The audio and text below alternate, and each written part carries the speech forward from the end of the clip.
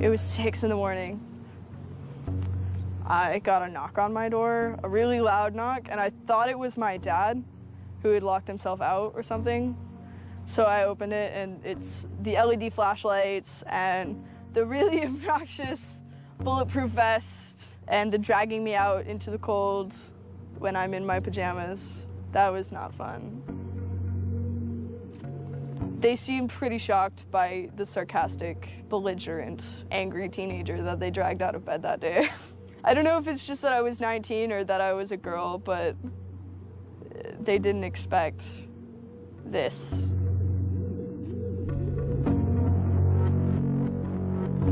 10,000 angry kids, whoever they are, they scared the shit out of some people those days. They scared the shit out of the powers that be. And that's why this is being investigated. That's why I'm under indictment. That's it. Because between the days of December 6th and December 10th, 10,000 angry people proved to the government that their regulations, their ideas, their view of PayPal, their view of WikiLeaks, their view of the Afghan war and Egypt and Tunisia and Libya, it didn't fucking matter. Their opinion no longer mattered because someone was out on the internet kicking ass. The computer hacker group Anonymous is claiming tonight that it took down the website of the Federal Appeals Court in San Francisco this afternoon. They took down Senate.gov servers, they've taken down HB Gary. Sony's claiming they did $150 million worth of damage. So many confidential files that tonight, because of these hackers, can be in the hands of anyone. Visa, MasterCard, the PayPal situation. The criminals who hacked into Sarah Palin's private email. The Church of Scientology says Anonymous is a cyber terrorist group of religious bigots. Anonymous and this other group called Lulz Sec. They seem to be wanting to prove a point. Anonymous kind of was like the big, strong, buff kid who had low self-esteem. And then all of a sudden punched somebody in the face and was like, holy shit, I'm really strong. And Anonymous calls itself the final boss of the internet. And sometimes it proves to be really fucking true. If you are going to violate the freedoms of the internet, you certainly better watch the fuck out. They are kind of the rude boys of activism. There's a real rough edge to them, which I think also is one reason why they garner so much love and hate from people, too. They represent a certain sort of chaotic freedom. Individual, young, nameless, faceless folks are having geopolitical impact. I mean, it's both exhilarating to realize that and terrifying to realize that. It kind of depends on how that power is wielded. We are legion. We do not forget. Expect us.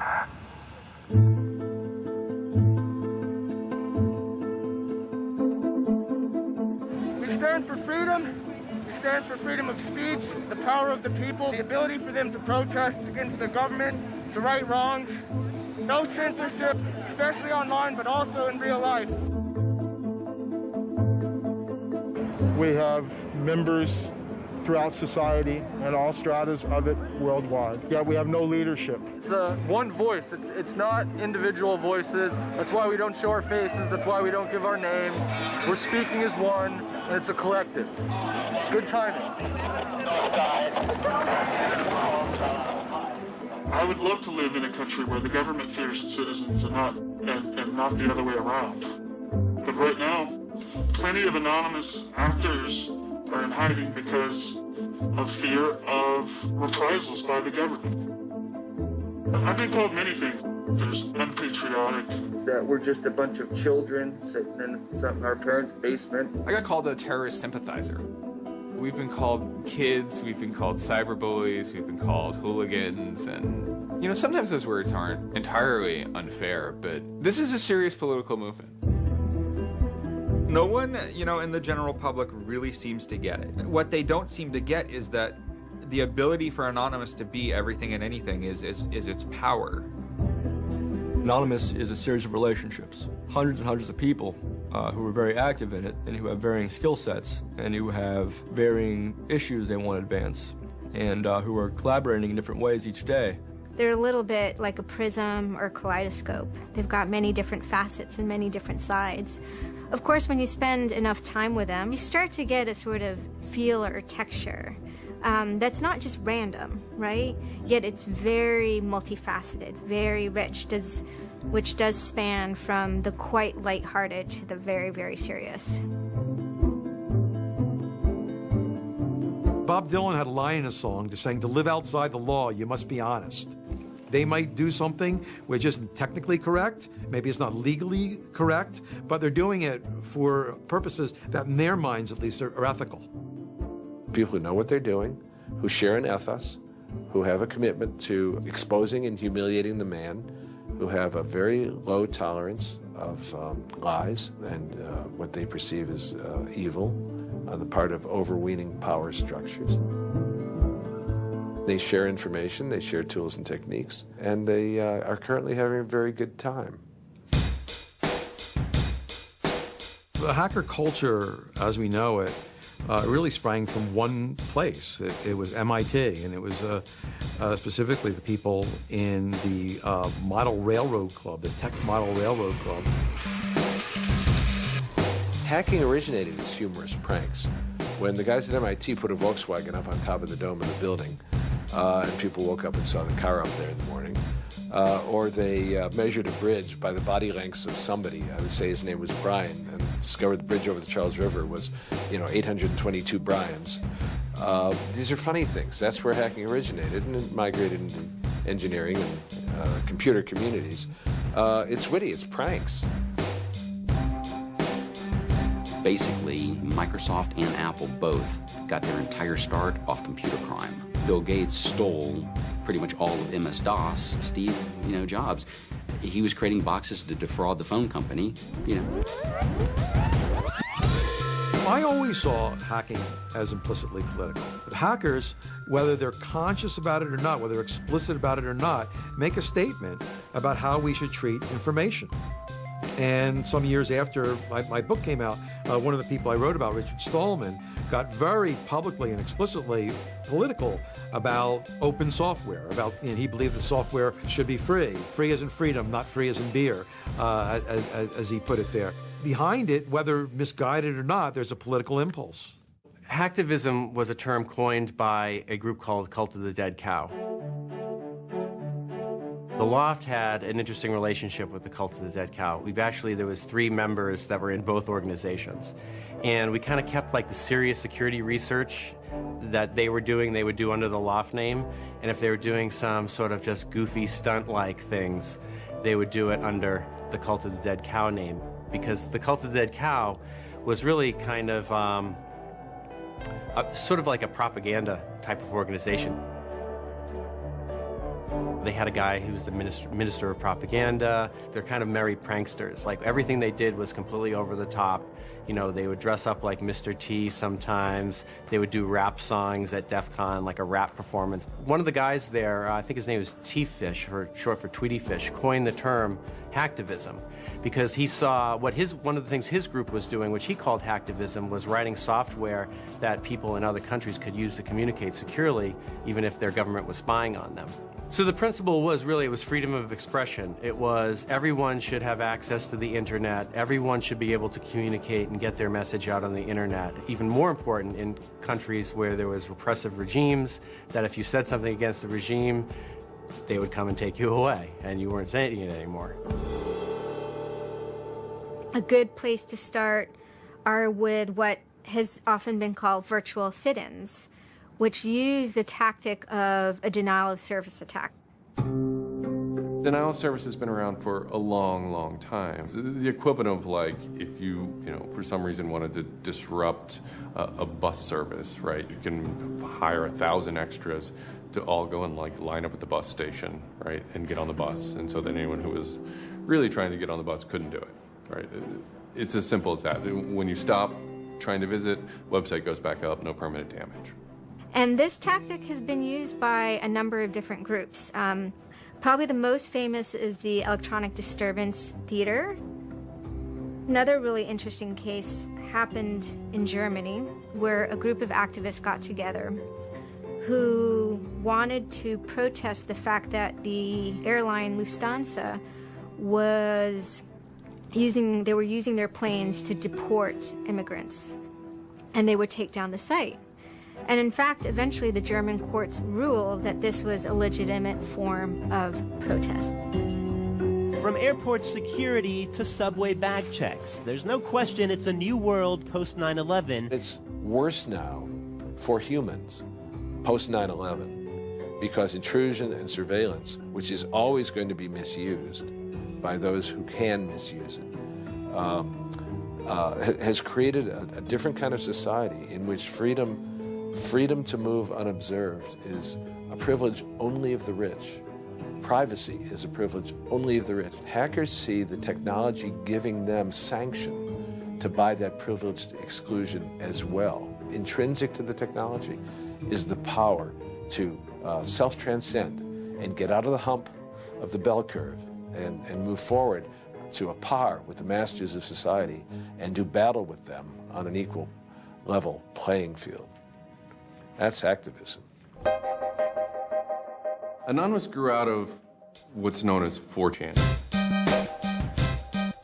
Essentially, this is just a website where people can upload images and you don't actually give your name. It's just sort of anonymous. When you look at 4chan, you're often surprised because it looks like a site from like 1995 or something. The idea is very simple. You post a comment and you post a picture.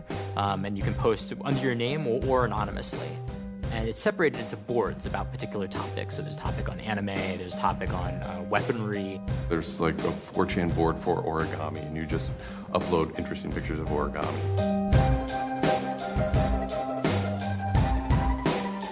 And then there was a group called the B board, which essentially was for like anything goes. The first time anybody goes on B, it's kind of an instant revulsion. Because there's never a time that you go on there where you don't see something horrible. That instantly puts off a lot of people. The idea is post something that can never be unseen. Half of the posts on B are there specifically to make people not want to come back to B. Have you ever read Lord of the Flies? 4chan, and especially B, is Lord of the Flies. Except some of them aren't 16 anymore, they're just allowed to act 16. It's what you get when people are allowed to express themselves with absolutely no restriction whatsoever. It's the kind of sum of human imagination, and people can get together and think together without any limits or parameters. It's the most vile, disgusting, and funny thing on the internet.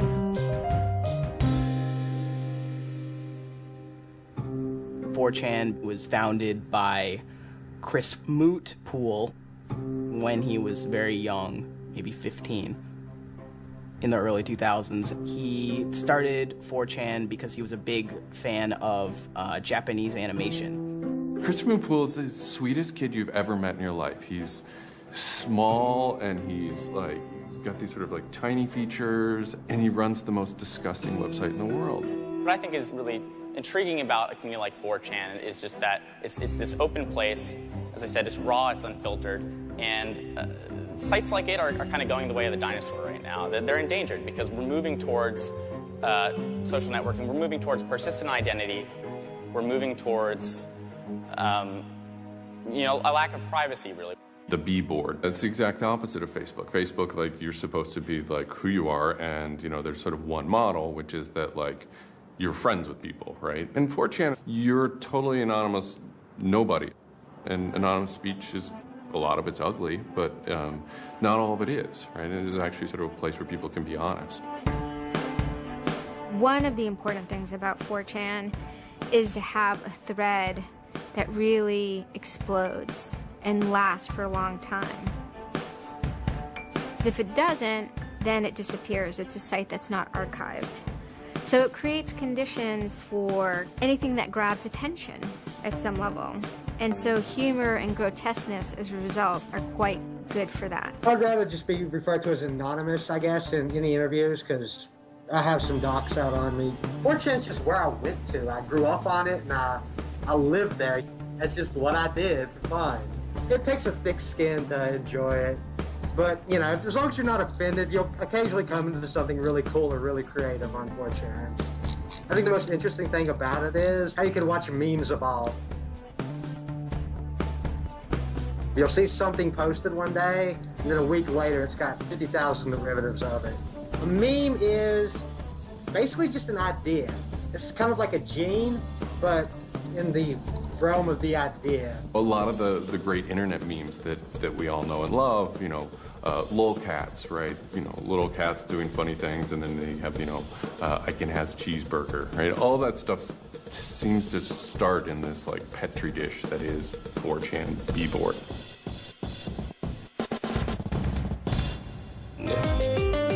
Say it publicly and you're insane. Chocolate rain.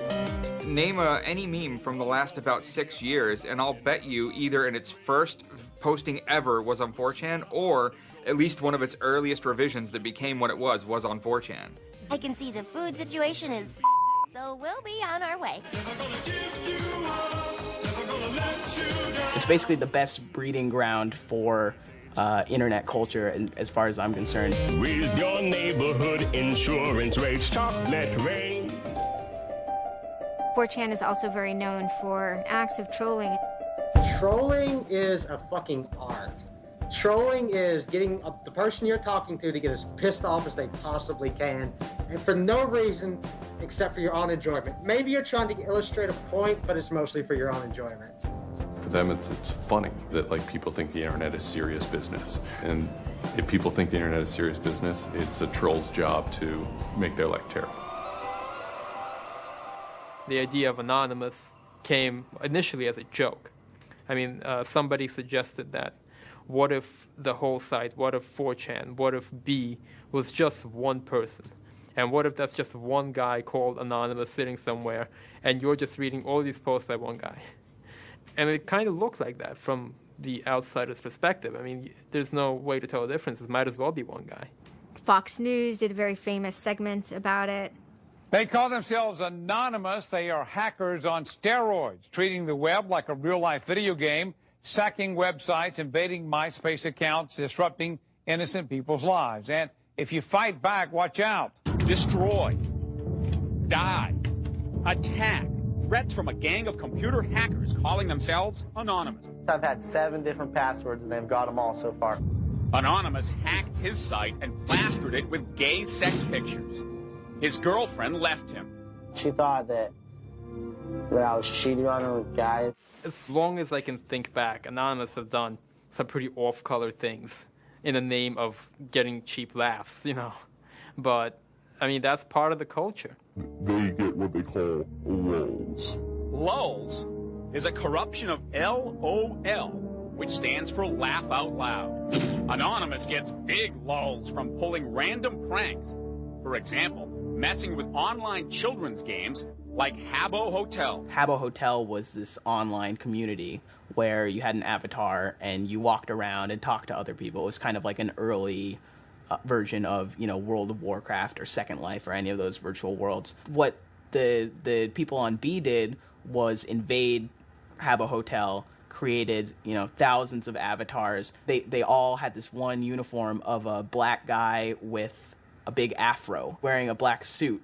And so there would be thousands of these people, black guys, black suit, you know, huge afro, walking around this world, and they would do things like form a swastika out of themselves. And I think that was a real landmark because it was when they were able to see that, you know, they can use their numbers to do something really interesting and really disruptive. So we blocked the entrance to their pool, and that just pissed them off so fucking much. It was fucking beautiful. That was fucking just wonderful. Wonderful times. Those kids love that pool. They love the shit out of their pool. The goal was actually to offend everyone, simply because the idea that we could offend you by drawing a little shape on the screen was stupid to the people involved in it. They were like, really? You're going to get that mad over us just drawing this on the screen? Wow, well, you need to refocus a little on life, because this should not be upsetting you that much. Barrett Brown. I'm the director of Project PM and former operative with Anonymous. We were targeting furries, which were a subculture of people, of course, who, a lot of people on 4chan find irritating by virtue of their being irritating. A furry is someone, generally a male who's autistic in his 20s, who identifies with animals and oftentimes has sexual attraction to other people dressed as animals. There's diaper furs, furs who enjoyed wearing diapers, baby furs who enjoyed thinking themselves as a baby. We had furry infiltrators, people trying, we had secret groups. Mine was called the Illuminati /I/Illuminati, and we were, our goal was to wreak as much havoc as possible because it was stupid. There's a point, when I was, otherwise, seemingly respectable writer, in 2007. My first book had come out like that, but I spent my evenings on Second Life, that big, virtual world, riding around in a virtual spaceship with the words "faggery daggery do" written on it, wearing afros and dropping virtual bombs on little villages at concerts and waving giant penises around. And that was the most fun time I've ever had in my life. All these different organizations online, whether it's 4chan or just any website, there's typically a community aspect to it. This is where people have their social relationships. This is where their friends are. This is where they have a creative outlet. And so all those aspects are going into groups like Anonymous, where people feel like they're part of a bigger thing and they're able to express themselves within that group. There were certain words, certain phrases, certain ways people respond to things, certain images that were posted that created a pattern, and that pattern was, I guess, the origin of what is now Anonymous. It's like Freemasons with a sense of humor, and so much so they have this common symbology, and one of their chief joys, which is kind of wrapped up in power and secrecy, was the fact that they could recognize each other by referencing these symbols, referencing these phrases. Over 9,000. It's over 9,000! I lost my iPod. Mudkips, anything involving mudkips. So you have this weird sort of international culture developing with people, across the world, wherever they may be. In late 06 and, into early 07, there's a bit of a sea change where instead of just posting a bunch of content or randomly saying we're going to go over to some website and post a bunch of dirty comments against someone, it becomes a little more organized. Welcome to the Hal Turner Show. They went after a guy named Hal Turner. I am being discriminated against because I'm white. Hal Turner was a neo-Nazi who was, big online and had a podcast. I think that the 14th Amendment was not ratified properly, and I think, therefore, it is still okay to have Negroes as slaves in America. The first time I heard about Hal Turner is he was knocking somebody on 4chan. He was just being a major dick to a relatively known user. And for the fun of it, we started trolling him. And then I guess we kind of figured we had a moral high ground, which allowed us to get people on our side. But he was a fucking neo-Nazi. That's not okay to be in modern society.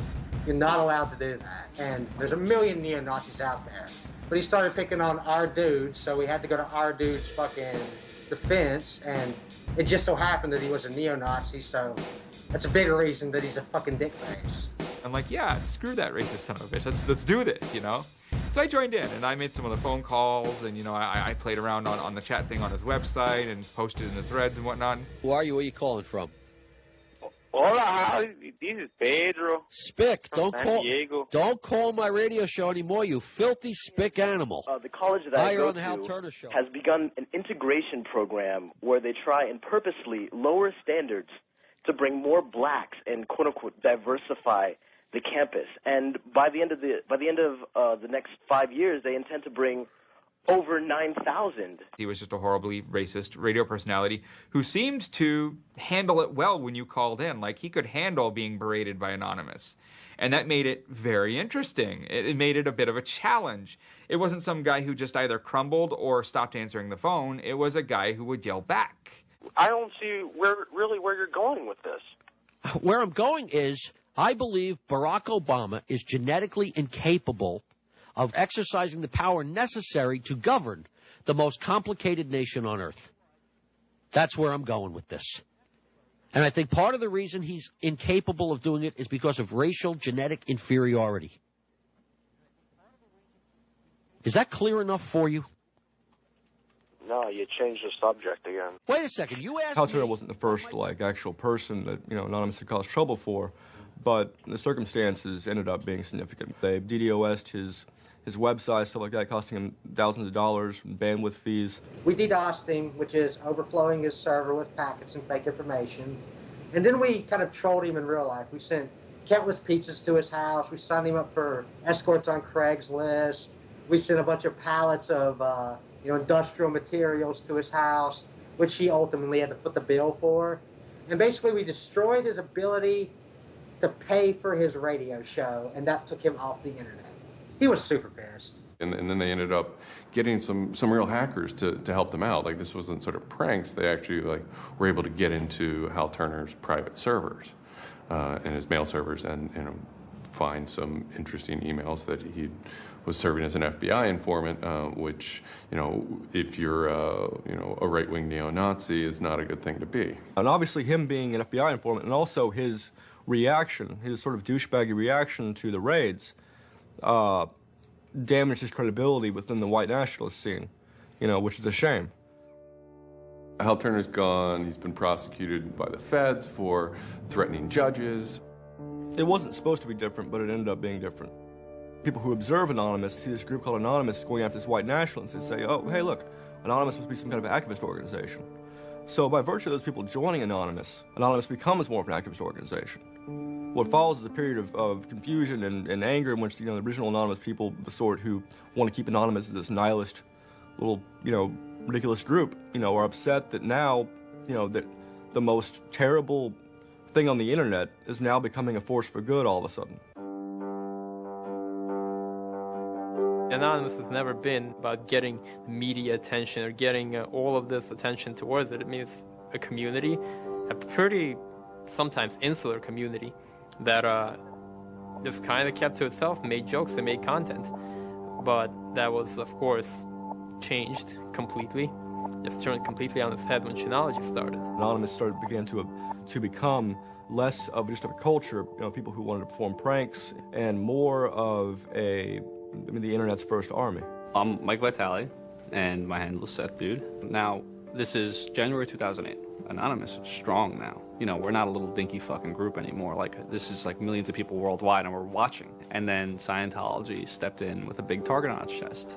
A video came out of Tom Cruise that was supposed to be an internal Scientology video, talking about secrets of Scientology.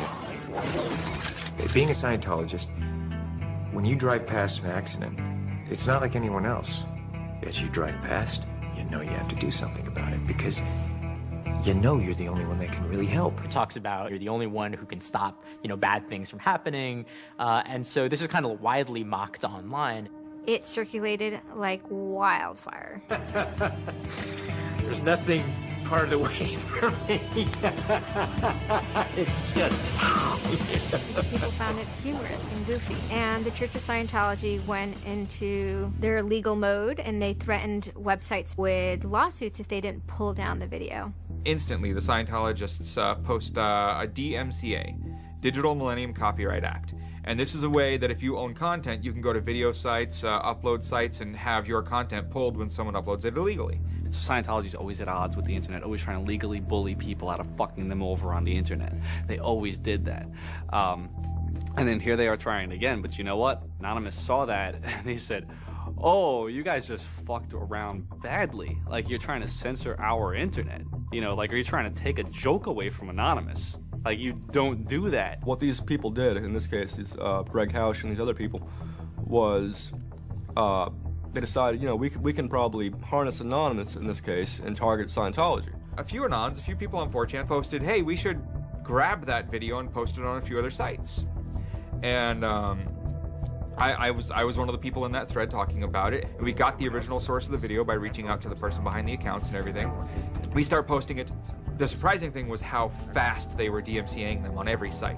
It looked to us like they must have direct contact with the lawyers and the team who actually pulls videos at all of these sites. It was minutes and these things were falling down. And we're like, holy crap, that's messed up. What followed was this term called the Barbra Streisand effect. And this video as they're attempting to suppress it, went everywhere. Like, everywhere you look on the internet, you were gonna stumble upon this video. Actually, Gawker, the site that I worked for, was, I think, the first one to put it on the website, and we got in a huge legal battle with Scientology, who wanted us to take it down.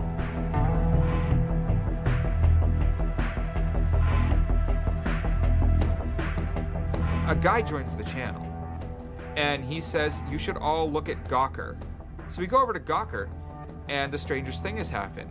This big media company had the video up on their front page and basically had a comment underneath of it that stated very clearly that the FBI would have to come take their servers to get this video taken down, that they were sick of this abuse that was going on. That made us think, what have we gotten ourselves mixed up in here? Scientology is an interesting target because in some ways it's the perfect inversion of what geeks and hackers value.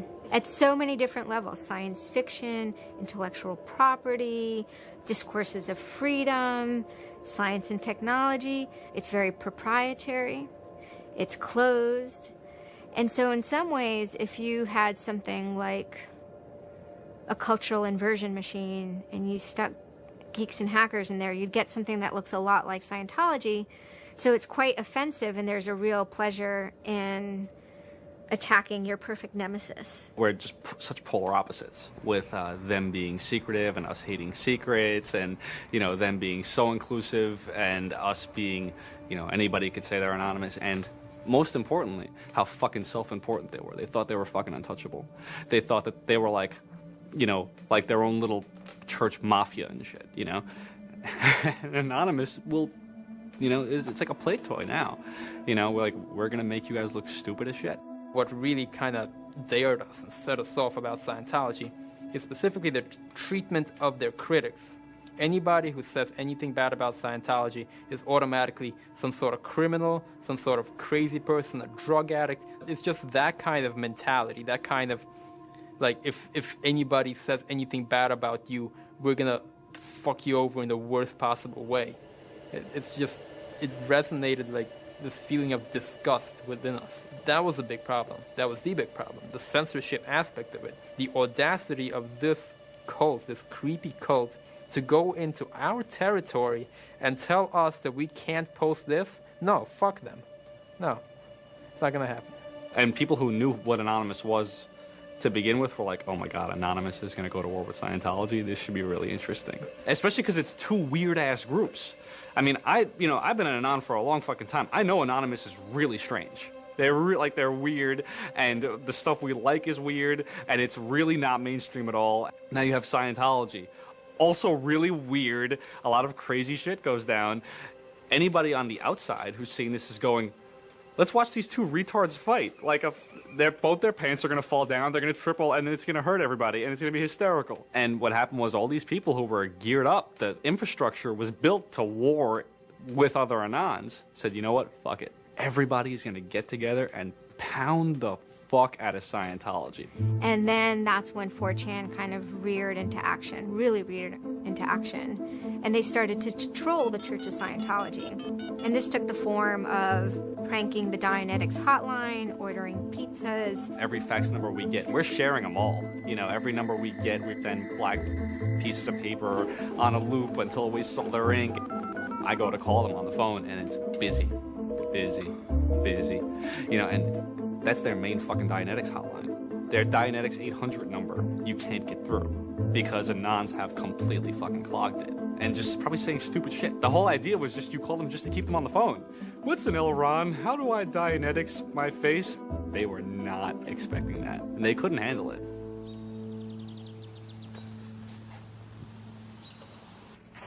I'm Brian Mettenbrink. I always liked anything technical, mechanical, anything sciencey, really.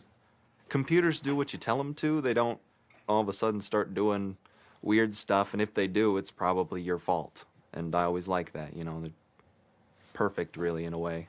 I'd just gone to 4chan just on pure happenstance, and I saw a post about the Scientology thing, and I started looking up stuff, and I'm like, oh, this is actually for a decent cause. I think I'll, do this. You started seeing all the stuff in B, and I saw the stuff in B then. Everyone's going to DDoS Scientology. Everyone's going to bandwidth rape them. Anonymous Members have developed a distributed denial of service attack tool called low orbit ion cannon, which is taken from a computer game. Low orbit ion cannon is what's called an end game weapon in Red Alert. All you had to do was literally follow instructions step by step. I downloaded a program that's free and legal for anyone to download and use. And I followed the instructions and I typed in www.scientology.org and I pushed go. And what it does is it tells Scientology.org, in this case, it tells them to send their website to my computer about, I think it was 800,000 times in a weekend. And I'm pretty sure I probably took it down myself a couple of times. This tool is low orbit ion cannon, sometimes referred to as LOIC. I am actually not breaking any laws by using this tool against my own computer, 127.0.0.1, which is a non-routable address. But, of course, if I were to have attacked one of those other bigger sites out there, I would have severely been breaking the law and would have been doing it in a way that was quite easy to track. You do is you put in the site, you see that the IP is correct, you make sure that all these settings are good, and you hit the button. And off it goes. It felt like you were making a difference. You know, just you yourself. And you didn't even have to leave your home, you know. You just sat at your computer and followed instructions and stood up for what you believe in, so to speak. You made your say in the world, and hopefully it turns out better for it. Yeah, that was some really crazy stuff to watch. To be sitting there in front of a monitor and you have just information just flying in front of you, and it's this unseeable internet war. And one of the guys said, we need to make a video. We have to make a video. Hello, leaders of Scientology. We are anonymous. When the video came out on January 21st, that was one of the first times that Anonymous as a culture started referring to itself as Anonymous as a movement, and declared that it was going to take down and destroy the Church of Scientology. That video probably changed everything. Knowledge is free. We are anonymous. We are legion. We do not forgive. We do not forget. Expect us. It basically looked like if a computer was going to tell you that he was going to beat the shit out of you, this is what it would look like. That one video, you really galvanized that moment of innovation. That's exactly like with that video, internet activism as it's known today was born. What the video was saying was, it's over. You're not going to be able to follow people back to their house anymore with impunity. You're not going to be able to just issue a cease and desist letter to any reporter who wants to write some shit about you that you don't like. You know, that's done with. Every time you do that, Anonymous is going to hit you harder. So we made a video named Call to Arms that said, we're going to the streets. Every major city of the world has a Scientology building. Be very wary of the 10th of February. Anonymous invites you to join us in an act of solidarity. Anonymous invites you to take up the banner of free speech, of human rights, of family and freedom. Join us in protest outside of Scientology centers worldwide. And you just see this consensus forming that it's going to happen. So we made the third video, the Code of Conduct. Don't bring weapons. Dress accordingly. Cover your faces, because they will try and find out who you are and screw with your life. Rule number 17. Cover your face. This will prevent your identification from videos taken by hostiles. Scientology has a history of harassing, stalking, and just generally doing horrible things to its critics. So people needed a way to hide their identities. A lot of people had very legitimate fears. They don't want to be followed home. They don't want to be stalked. They don't want to put their families and themselves in danger. Everyone was going, well, we're going to wear a mask. What's the only fucking mask that we all already know or have a joke about? And it's the Guy Fawkes mask. You see the movie V for Vendetta, the ending scene where everyone's wearing the Guy Fawkes mask. That is very reminiscent of what Anonymous thinks Anonymous is.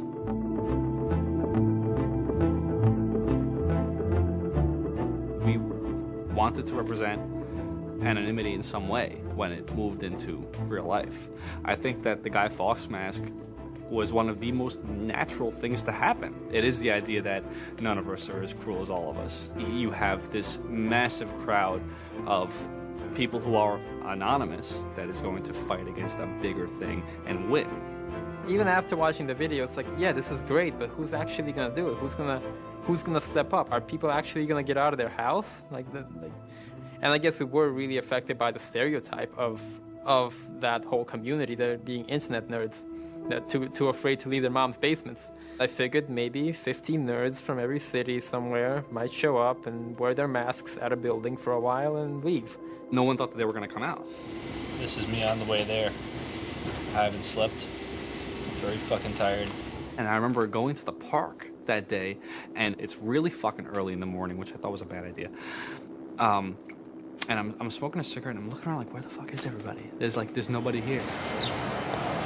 So here I am, sitting in Bryant Park, waiting for the other announcers to show up.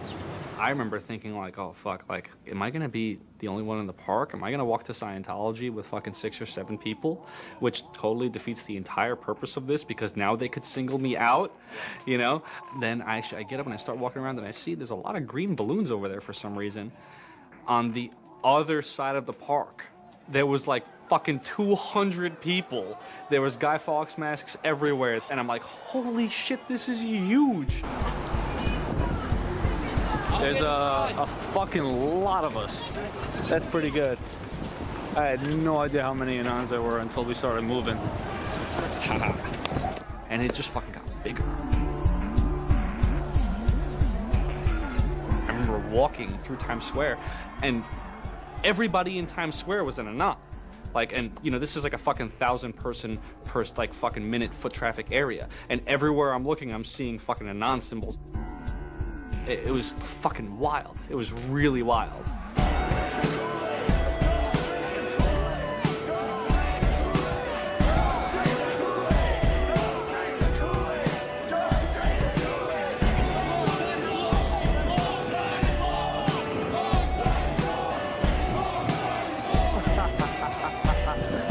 This is our fucking race.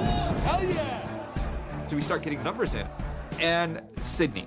We're thinking that it's going to be 50 people.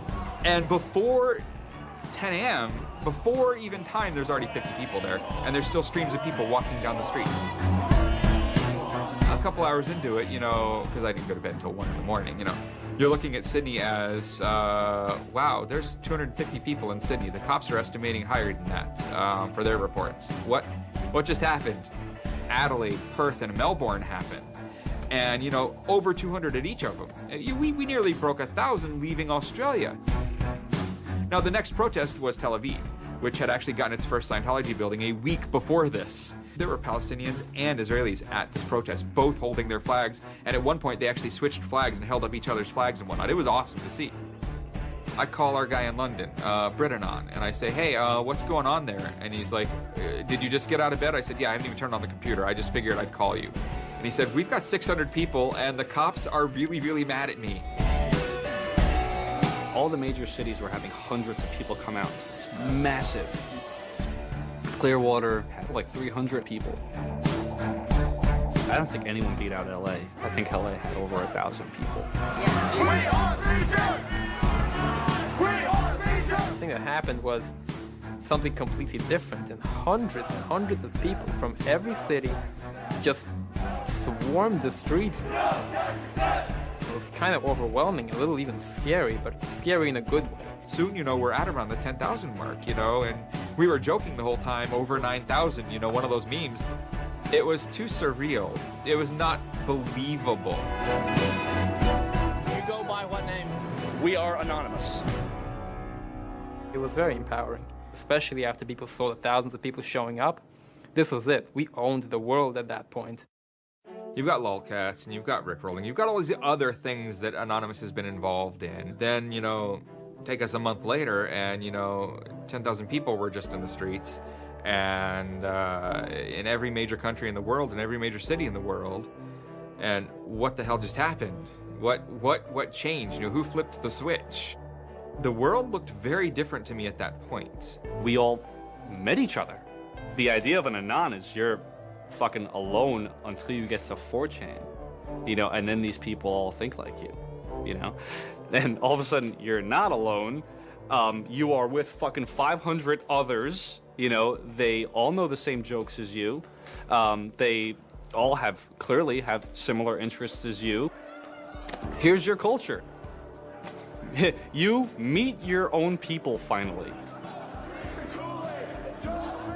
immediately you felt like you were at home. If you were an Anon, you were at home. We all like spent years in the same place, looking at the same pictures, laughing at the same jokes. You know, we pretty much were already friends, even though we've never ever met. It was very happy.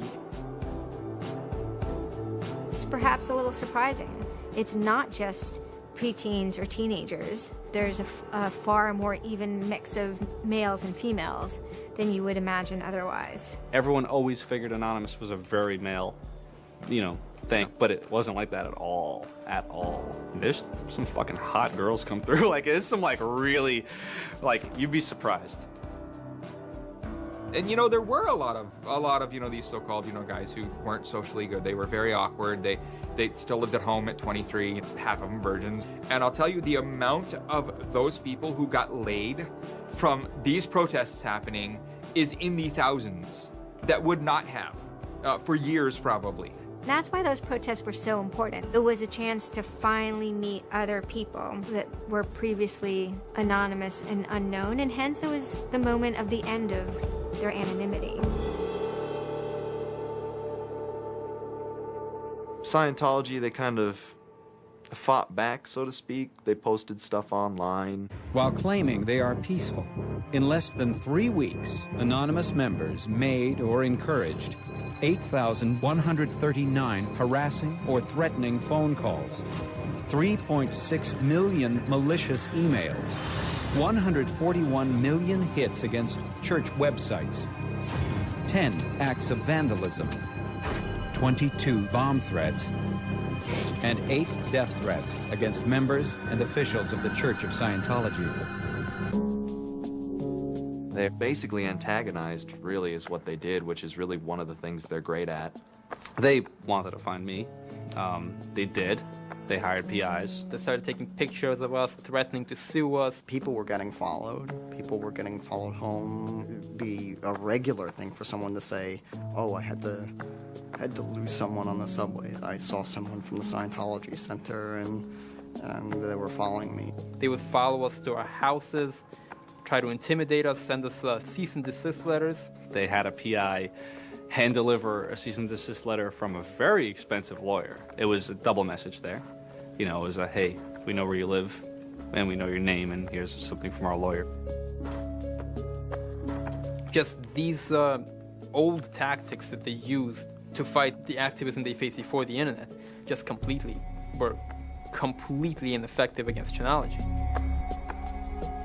Most of the people who received them actually framed them and put them on their wall.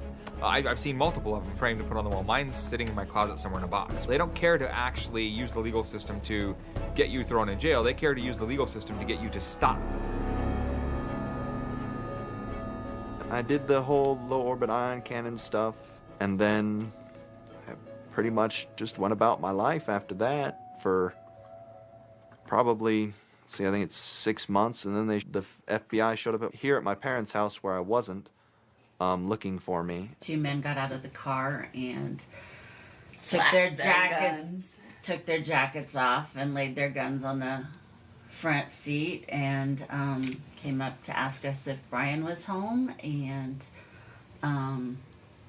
explained that they were the FBI and they were looking for Brian, and I've never been so scared. And then my parents directed them to where I was living. And they showed up and said, I'd like to have a friendly conversation with you. And I had the worst friendly conversation of my life. We sat down at my dining room table, and they just started asking me questions. And I'm trying to figure out what they're here for, because I have no idea. And they eventually started asking me questions about Anonymous. I was scared to death. I mean, my son is looking at 5 years in jail and a $100,000 fine. I had no idea that it was any sort of this big of a crime to do what I did. I thought it was the kind of slap on a wrist, $200 fine type crime. So I actually told them that I did it at that point.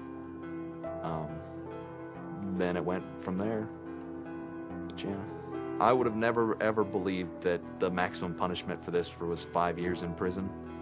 It was a very eye-opening experience.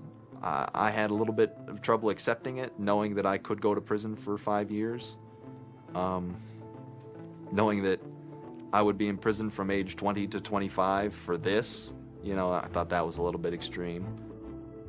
I tell people it would be different if they drank and drove and killed somebody. But he didn't do that. It's hard to deal with, harder to deal with, because he didn't do that. He just pushed a button on his computer, and as he explained it to me at the time, it was like pushing the refresh button over and over and over and over 800,000 times. And it seems like such a little thing. I did the second most damage is what Scientology said. I sent the second most out of everybody. So I got the maximum for my category, which was 1 year in prison and 1 year supervised release. I think, you know, the way I feel is for what I did was one of the most, like, lopsided punishments I've ever, like, read about or heard of. Yeah, I think it's ridiculous, especially the year supervised release where I can't touch a computer for a year. I'm not sure what that's supposed to solve, except make my life difficult. So that computer behind me back there, I could go back to prison if I went over and touched it. I can't knowingly associate with members of Anonymous. They just made a big deal about Scientology as a religion and that this is America and you can believe in whatever you want to believe, and I'm pretty sure they actually compared me to like the KKK and the Nazis and stuff in the courtroom. Yeah, it's a completely different issue. I'm very proud of what he did. He stood up for what he believed in, but that was never, ever mentioned. I never would even dream of hurting anybody. You know, it's just not me.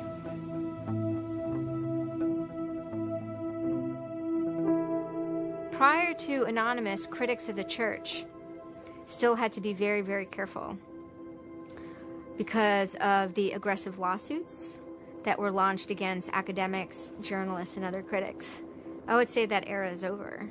And Anonymous, more than any other sort of intervention, is probably responsible for that change. This actually caused a decent rift in Anonymous. There was one big group, significant group of people who would say, this Chinology stuff, it's cancer, it's awful, it's bad, it's just bringing attention to us that we don't want. The trolling isn't happening, we're not getting our jollies. Like, now this is all really serious and moral and somber, and like, well, you know, that's not what I signed up for, that kind of thing. And then there are the people who were on the other side who are going, well, I only signed up for the serious and somber. You guys, go away. This is, you know, and, you know, there became this very fierce clash of ideologies, and it was alien to us. They decided, in their own words, which I was privy to because it was told to me, stop ruining our bad name. So to make Anonymous look bad, they go off and they post animated GIFs, animated images to epilepsy forums that are black and white just strobing really quickly. So any of the epilepsy people on these support forums see it and they fall off their chairs, you know, in seizure. You start hearing this term moral fag. If you're not out there making epileptics have seizures, then you're doing it wrong. So you're a moral fag.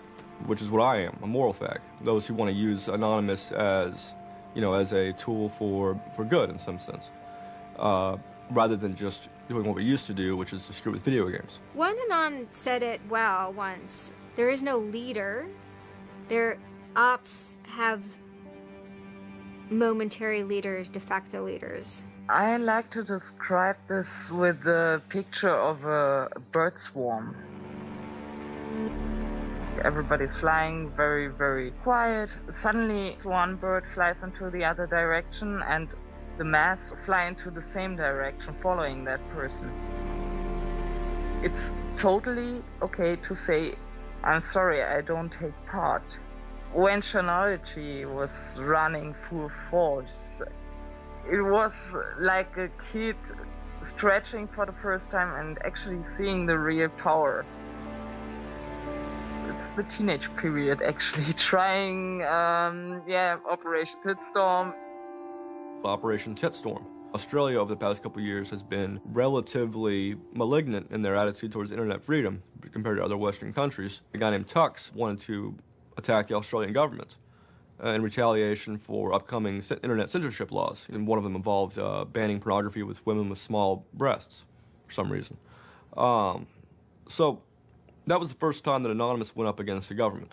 When they DDoS'd and took down several government sites, it was the first time that Anonymous was going up against a state. If you had asked me all throughout 2008 and most of 2009, is the politics of Anonymous always going to be sutured and hinged to the Church of Scientology? I would have said yes. And it became unsutured, unhinged, when a different political wing was born in 2010. The Motion Picture Association had hired an Indian software firm to DDoS the Pirate Bay. And Anonymous, coming out of 4chan, DDoS, the Motion Picture Association of America, as well as then other groups like the Recording Industry Association. It angered people for a lot of different reasons. I mean, obviously one of the reasons was that they were attempting to censor the internet. Another of the reasons, though, was that, you know, people in Anonymous had been arrested before for taking part in such attacks. Say on the Church of Scientology and other targets that there had been before. I think there was a big sense of the hypocrisy in it. This was the moment a kind of networked kind of architecture was born, where there was a different node that was unrelated. Some people crossed over, and they were connected by aesthetics and by ethics, and yet this was a different ship that was sailing.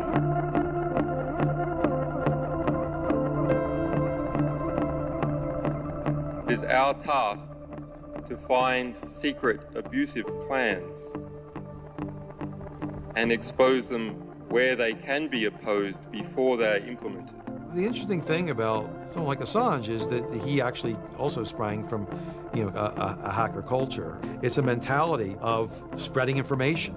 Julian was Mendax. He was the greatest hacker that ever walked the face of the earth when I was a kid. I mean, they rumored he could move satellites around in space by hacking into NASA. I mean, you know, maybe it never happened, but I mean, it was, you know, it was a myth that kept young kids like me wanting to, like, you know, plug a computer into a modem and see if I can move some satellites around. WikiLeaks is an instantiation of the hacker ethos. Truth wants to be free, and we want to liberate it. WikiLeaks released a huge trove of diplomatic cables. There was a lot of controversy from every quarter of society. The WikiLeaks website released nearly 400,000 secret U.S. files on the Iraq war late today. It was the largest leak of classified U.S. files in history. The diplomatic cables show the U.S. is spying on its allies. Lots of things which were understood in private and may have been not even talked about explicitly. Suddenly they're out there in the cold light of day, and it's going to make some governments and some individuals very uncomfortable. He was showing the world a glimpse of how, you know, the powerful elite actually work. At least to some extent. I mean, these are fairly low-level diplomats sending messages back and forth, but it's a side of government you hardly ever see, and it's pretty eye-opening. And you know, once it's out, it's out. I think information wants to be free, but let's look at it. Let's analyze it. It's important that we know such stuff. It's important that we know what our governments do, and if they don't tell us, then somebody has to. There was one particular moment that really sparked the fire, and this was when PayPal, MasterCard, and Amazon pulled services for WikiLeaks. So all of a sudden there's no way to actually like process donations to WikiLeaks. And then people went and found like neo-Nazi groups. Visa and MasterCard were perfectly fine with you being able to, like, you know, PayPal being able to like make donations to them. But WikiLeaks, no. You can pay the KKK, you can donate money to the Westboro Baptist Church with your PayPal and your fucking MasterCard, but you can't give any money to WikiLeaks. And I think WikiLeaks is doing a good thing. It's just a total hypocrisy. They got their little fucking banking mafia to fuck, you know, WikiLeaks over. People were incredibly angry. There was a real sense of rage. I think there was a sense that WikiLeaks was exposing the lies that the government had told to the people, and now the government was desperately trying to make sure that those lies weren't exposed. And there was just an intense, I can only call it fury. If you're a hacker, it's one of those John F. Kennedy was shot moments, not to actually compare it to that, but it's one of those moments you always remember exactly where you were when you heard it. I mean, I just really never dreamed that they would have the audacity Anonymous very quickly moves into an attack mode. Anonymous DOSed PayPal. They were pissed. Cyber protests, sit-ins, however you want to look at it. DDoS is a tool that is a big giant, it's like driving a finish nail in with a sledgehammer. The numbers of participants were massive, massive. And they managed over the course of a couple of days to disable the websites of MasterCard and PayPal. It was like watching the hack magician finally get a trick right, because you're not expecting it, and then it's magnificent. It was beautiful. Because what you had is people finally stood up for something. How long has it been since we had a huge, really relevant protest? I'm not talking Tea Party, I want to bring my guns in public. I'm talking 10,000 angry people said this is not right, and I want to do something about it. Soon after, January 2nd, I believe, WikiLeaks was blocked in Tunisia. And Anonymous got wind of that. They then intervened, at first solely for the purposes of like stopping the kind of censorship that was happening. They did some DDoSing, and this was a time period where they were getting involved with what I would call non-internet-y social movements and building lines of solidarity. My name's Pete Fine. You can call me an internaut or a hacktivist. Telecomics is an ad hoc cluster of volunteer net activists who have spent much of the last year trying to keep the internet running in the Middle East. During that time, we saw the Tunisian government not only censoring and filtering the internet, but also doing some kind of technical trickery to steal people's Facebook passwords and delete their posts and see who was posting what, and, you know, fake posts, stuff like that. Some Tunisian hackers came to us. They were members of Anonymous, and I didn't even know we had members of Anonymous in Tunisia, so it was a shock to me. And they had the keys to some parts of the kingdom, so to speak, when it came to the dictator in Tunisia. We went in on behalf of those Tunisian Anons, and we helped them get that and extract it, and then it went to WikiLeaks. The Tunisians overthrew Ben Ali, who was kind of a repressive dictator. A revolution that was facilitated by the internet, by Facebook and by Twitter. Not caused by it. I mean, 50 years of dictatorship has caused the Arab Spring. But the internet has certainly been helping. There's a video where they are thanking us for being involved, holding up a map saying we were the only one who stood by their side.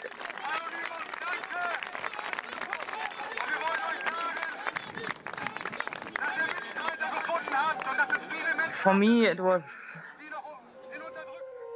awesome to hear that and to feel the connection. The same group of hackers that target anti-WikiLeaks sites have now turned their attention to Egypt. In kind of the lead up to the Egyptian revolution, we would tweet on people's behalf. We would get people from Egypt who were unable to access Twitter on their own on our IRC network, and we would take reports from them and tweet them out using our account to kind of help them get the word out about what they were experiencing. Some of this shit is personal. And one of the things about the movement as a whole, when Egypt rolled around, is that Egypt broke us emotionally. Watching in real time with live feeds that we helped set up, Egyptians get massacred with machine guns. It was different, and I have never in cyber activism wept before. It's never bothered me like that. It's never been able to touch me the way Egypt touched me. It was fucked up that we were watching people killed for no reason other than leaving their homes, that these people had every right to freedom, that they had every right to choose their government. And then January 27th, January 28th rolls around, and the Egyptian government starts shutting down the internet. I mean, just for the whole country. The whole country. There's this fantastic traffic graph that you can see the traffic coming out of Egypt, and it looks like, you know, like this. Just totally stops. And we were just shocked. We were just like, what the fuck? Like, what the fuck? To think that a country would completely cut itself off as much as it was able to from the outside world was pretty unthinkable. You know, we know bad things go on in the dark places. And suddenly it got quiet. I remember that somehow burned into my brain that first Twitter was flooded and suddenly everything was quiet. That's the kind of thing that could start riots. I think when Mubarak did what he did, I think it really upset people here as well as in the Middle East. I put myself in their place, and I found myself in a desert of nothingness because he just wiped out everything that my world incorporated. That just showed me and everybody else that the same thing can happen at any time, at anywhere, in any government. Anonymous and the people on the internet stood up and said, go fuck yourself. You want to shut down their internet? Fine. The people on the internet will show them how to turn it back on.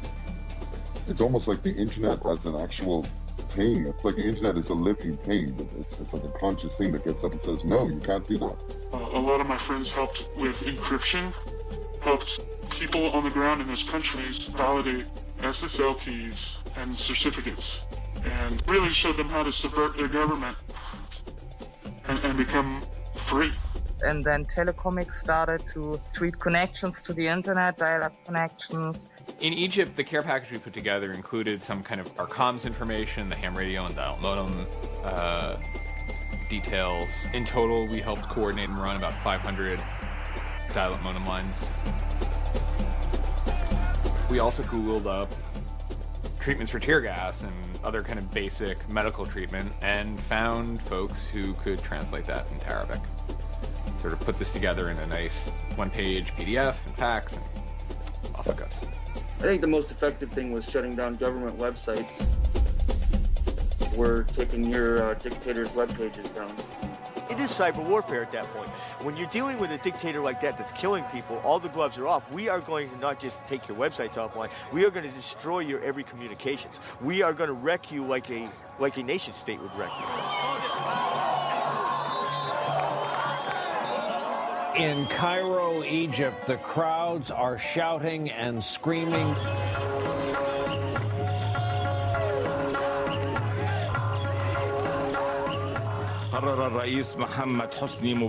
President Hosni Mubarak has decided to step down from the office of President of the Republic.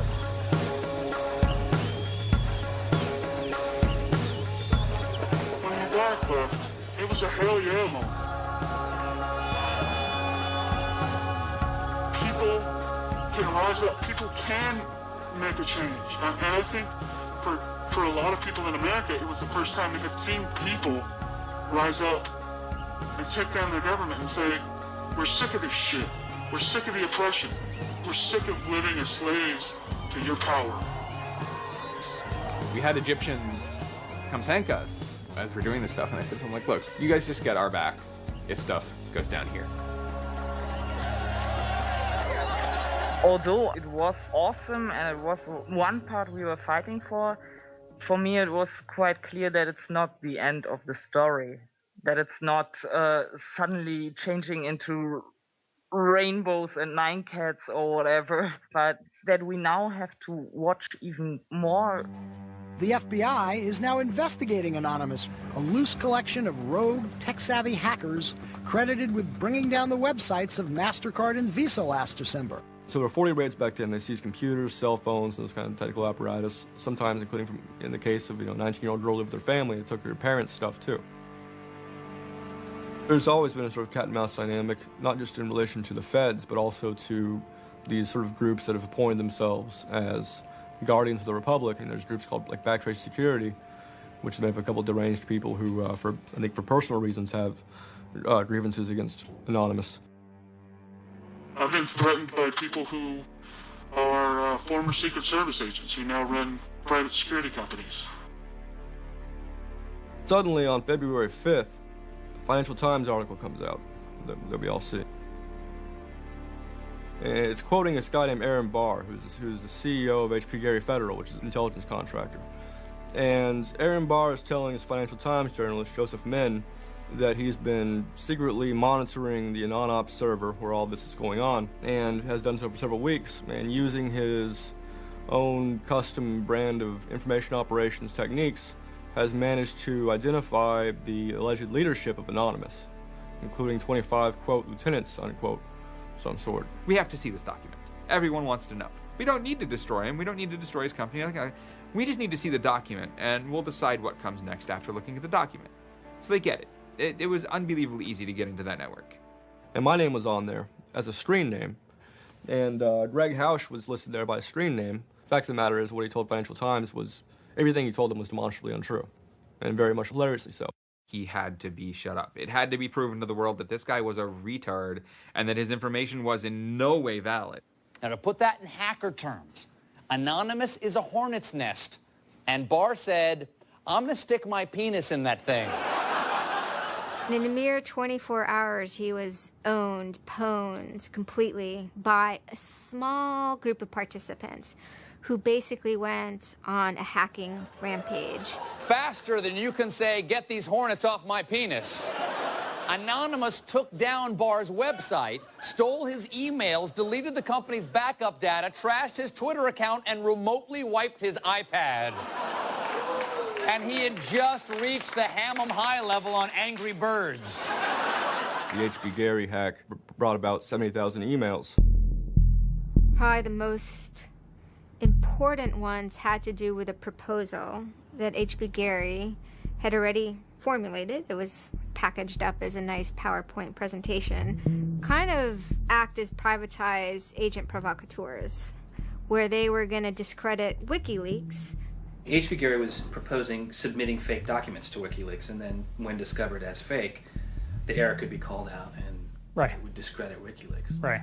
So, so there's a lot of specifics that I can't talk about. So let me try to answer that though in a general sense. Well, first of all, it's probably no surprise to anybody. I'm not a big fan of WikiLeaks. I think that the broad purpose of trying to get as much information, proprietary or classified information for the government, expose that, is an extremely destructive and dangerous purpose. As Julian Assange had a few months before noted that they had information on a major bank showing wrongdoing, and Bank of America somehow knew it was them. And the proposals involved for Bank of America and the WikiLeaks problem, they entailed conducting information war on WikiLeaks and its supporters, creating dissension within WikiLeaks, DDoS attacks. You also wanted to launch cyber attacks on WikiLeaks infrastructure to get information on document submitters. Well, one thing I guess I want to make sure is clear is, you know, none of those activities had actually occurred. You know, in business, there's, you know, when you start proposing or thinking about an idea, there's a brainstorming phase. And somebody says, well, what if, you know, what could we do? What's theoretically possible? Well, still, this was an idea. This was proposed. This was something that you thought about. Right. They also wanted to go on a campaign kind of targeting Glenn Greenwald, who's a reporter for Salon, who's an outspoken kind of critic of the government and supporter of WikiLeaks. It seems like you're trying to attack a journalist here. Yeah, and I don't want to talk too much more about Glenn Greenwald, but other than, you know, what I previously said is, you know, there was never an intent to attack journalists, not on my part. Nor I guess I should say I should generalize that and to say that, you know, I would never just outwardly attack a journalist, other than if I felt that there was a journalist in my mind that was acting unethically, that, you know, that is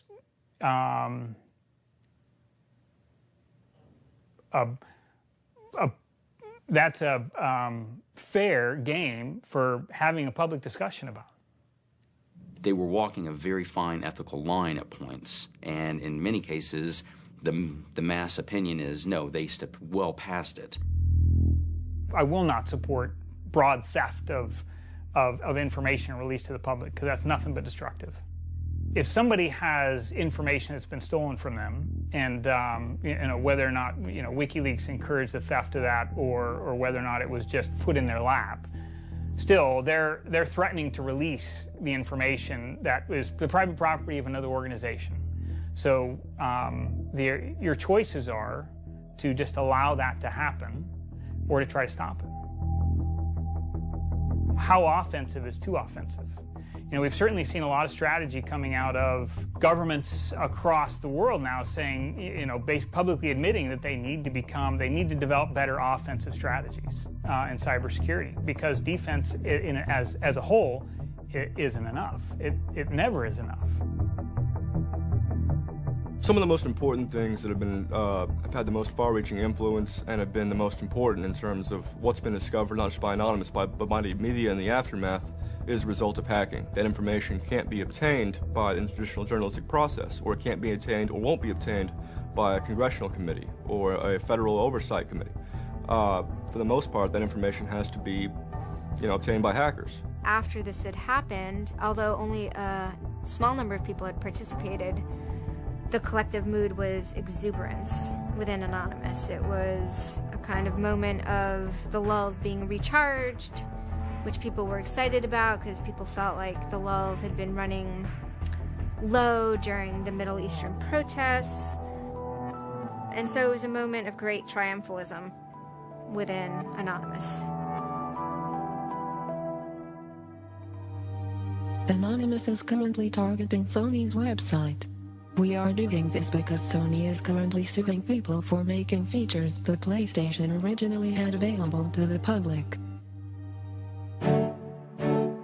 It started off as a denial of service attacks, but then someone really broke into the PlayStation network and stole all the user accounts and all the credit card information. Sony has confirmed that hackers broke into its PlayStation network, exposing the personal information of up to 77 million users worldwide. Anonymous basically bent Sony over and had their way with them, and the consumers were the ones that also got hurt in the process. 2 months of people not being able to use the PlayStations, that actually had real hardcore end-user impact. If they break into a site and they pull back customer information, do they really need to disclose 100,000 customers? No. What they're doing could be done a lot better. And when I say better, I mean better for the end user, for the customers, while still making a point. And then, kind of seemingly out of the blue, there was something by the name LulzSec that sailed into the seas. Well, LulzSec, it's a sort of a group of a couple people, mostly from Anonymous, who, in large part, were the same people who hacked HP Gary.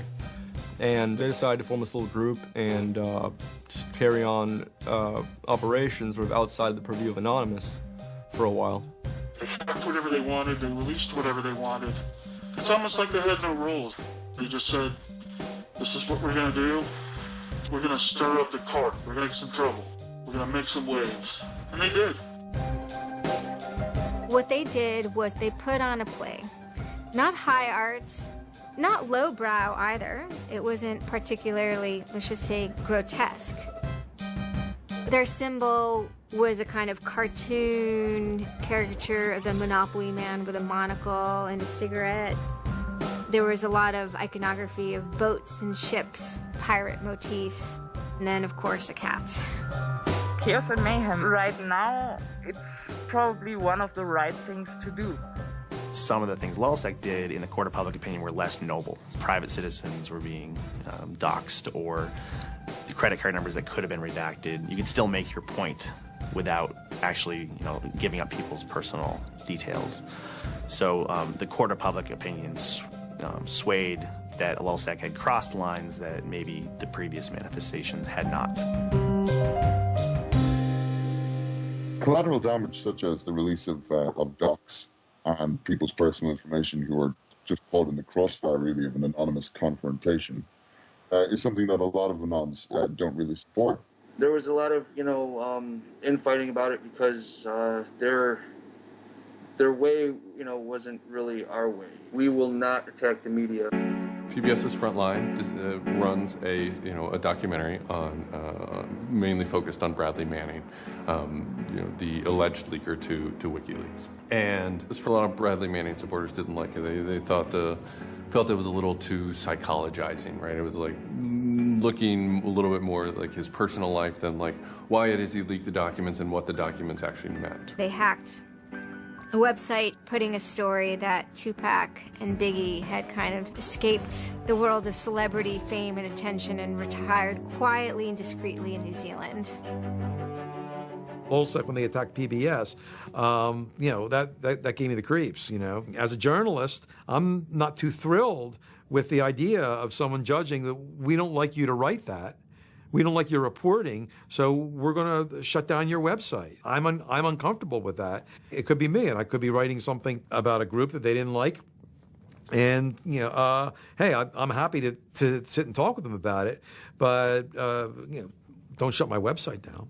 This is obviously about freedom of speech, so attacking the press would be would sort of be a bit of a contradiction. So people obviously said, well, we shouldn't do that.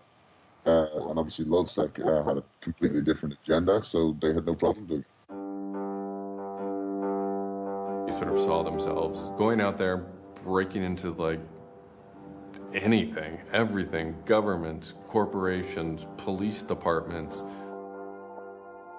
largely for the same reasons Anonymous would. You know, they went after Arizona for immigration policy, 50-day run, causing mayhem, havoc, and then, you know, ended it.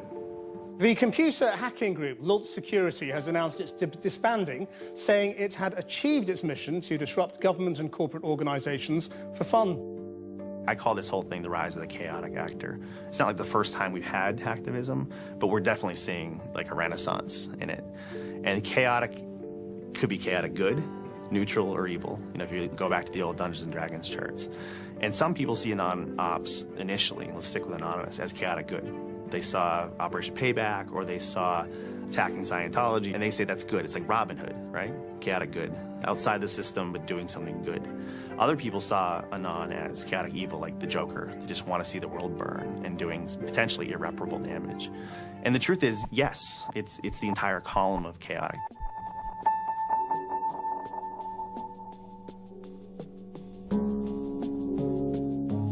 "16 people were arrested today, but dozens of FBI agents targeted alleged members of the loose-knit hacking group.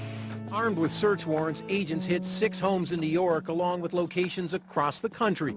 The people arrested yesterday were suspected of attacking PayPal's website after the company shut off payments to WikiLeaks. Defenders of the hackers say they're merely engaged in civil protest, but FBI officials worry the disruptive cyber attacks could move in a more dangerous direction.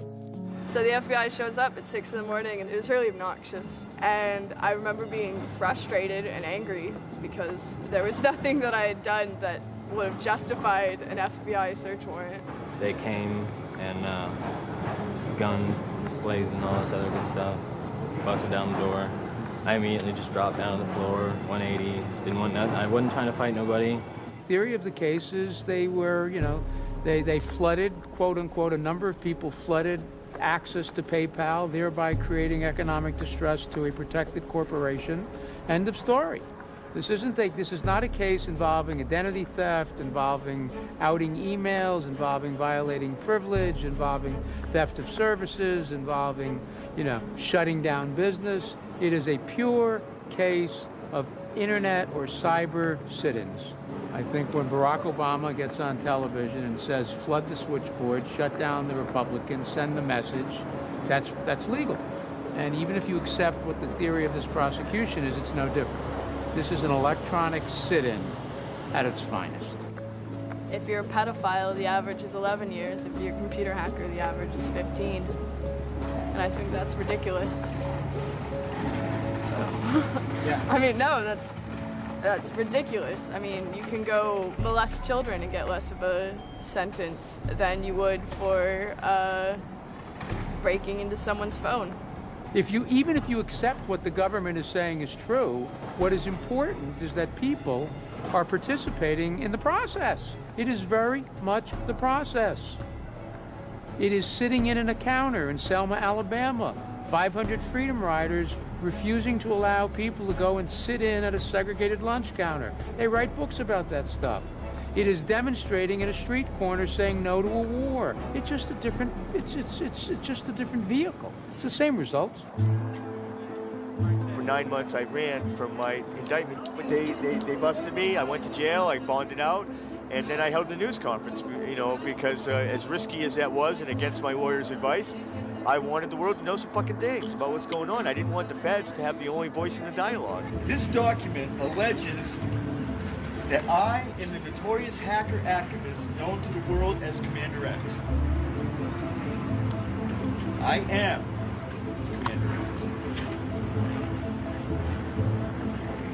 The indictment further alleges that I am in association with the global internet freedom movement known as Anonymous.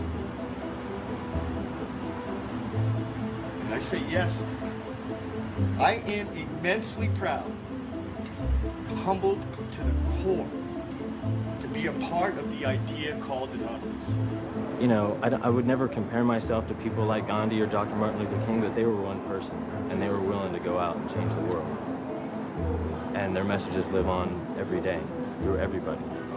And to not take the chance of having something like that to do is foolish. I only wish we had 50 million Mercedes havens. I feel a lot more comfortable as a guy getting towards the tail end of his career if there were more Mercedes. There's always going to be legal consequence when you decide to break the law. That comes with the territory.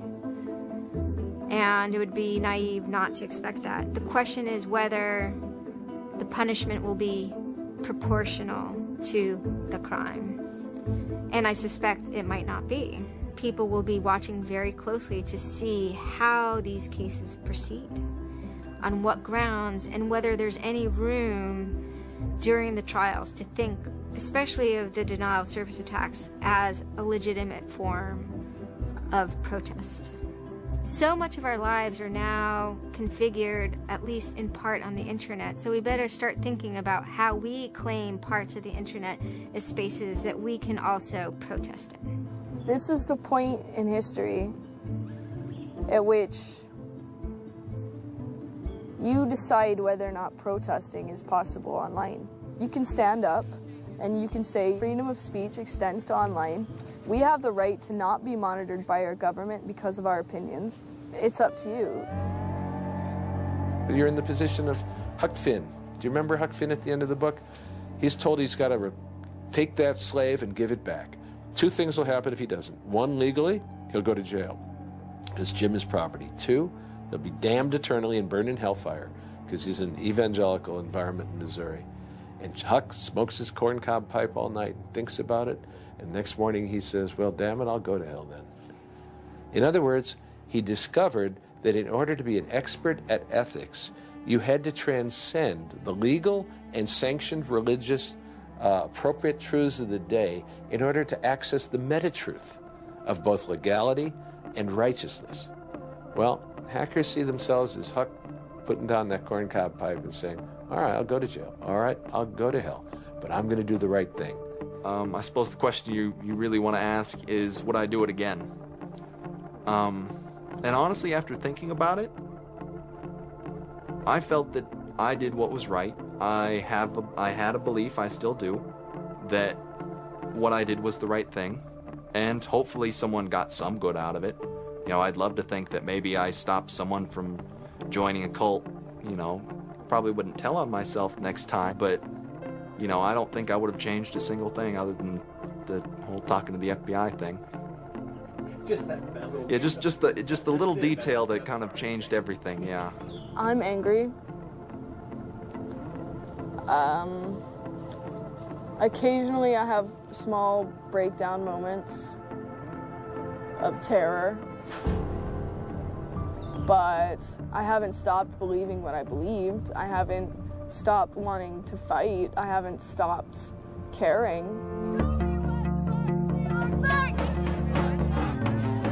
Tell me what democracy looks like!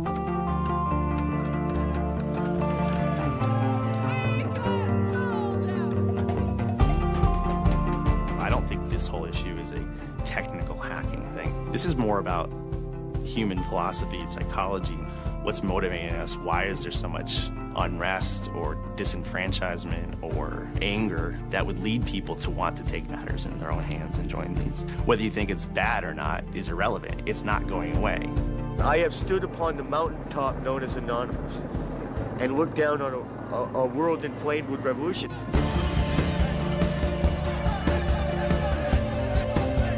What can you say? Your spine tingles when you're at the cusp of history. When you're surfing, the waves of history, your spine tingles.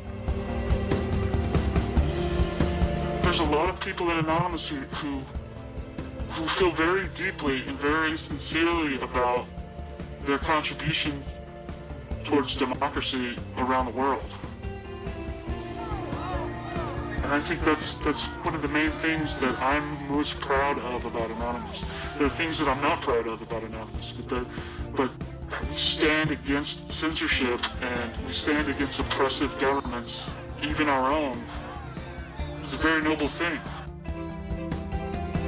If you have power in real life and you have money in real life, it doesn't fucking matter on the internet. What matters on the internet is your actual ideas. How smart you are, the quality of you.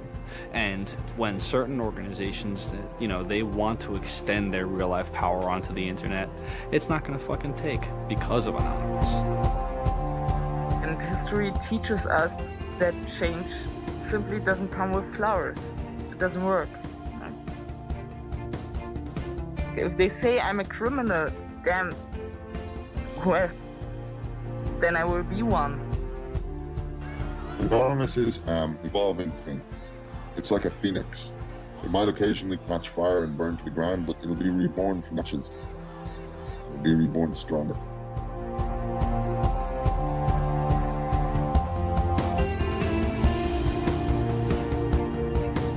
I don't care if you're a Democrat or a Republican or an independent, or if you like Ron Paul, or if you worship pigeons or Scientology, or if you're Catholic or atheist or Methodist. I don't care about that.